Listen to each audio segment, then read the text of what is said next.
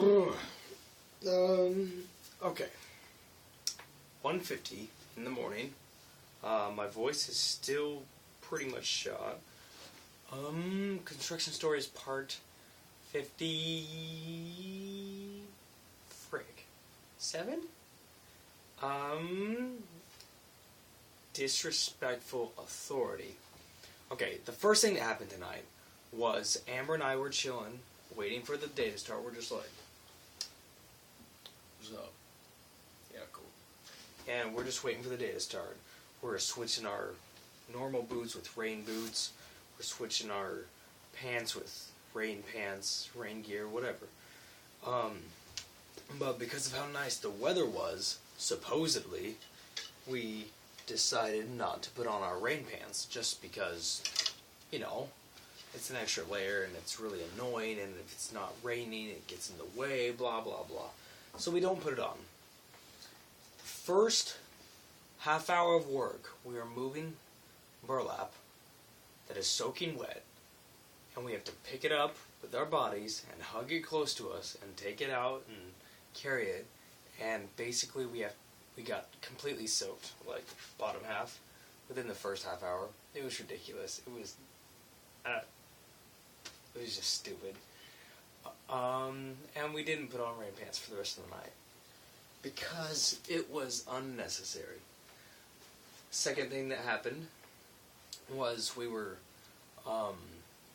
cleaning up some PEX pipe, and Amber took a step forward to do a thing, and then she stepped right on a seam between two pieces of plywood, and the support was like over here, so this piece right here kind of bent down under her weight, and she was like, and kind of, she didn't freak out. She was like, oh, that's dangerous, we should report that. I was like, yeah, I agree. So I go in, when I say report, I just mean tell somebody with higher authority than your foreman about it, because our foreman doesn't do anything about that kind of stuff. He'd look at it and be like, it is what it is, just be careful.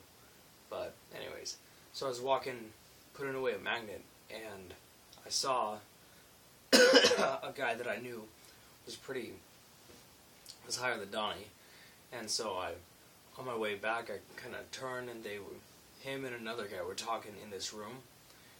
Nobody else was there, and so I just kind of peeked my head in, and I kind of stand there, and they're talking, and they kind of glance at me, and I kind of knock on the door a little bit, and then they look at each other, and they start laughing, like, pretty hard.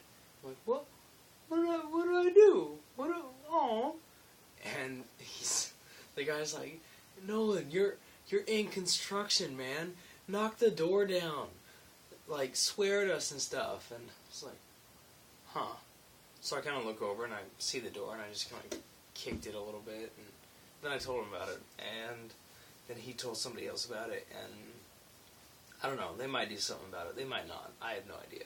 But that showed me that in this profession, everyone earns their own name and keep, I guess, because me, I am 19 years old, but as a relatively new member, I've been there for more than a couple months, so I know what's going on at that job. So when another guy comes on who's like 30 or 40 years old, he asks me, like, I'm just this kid. He asks me to tell him what the deal is with this place.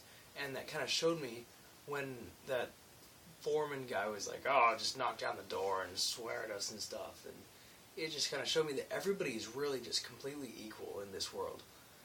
Like, in the construction world in particular. I don't know about this world yet, but... And, I don't know, though. It's just really interesting to me.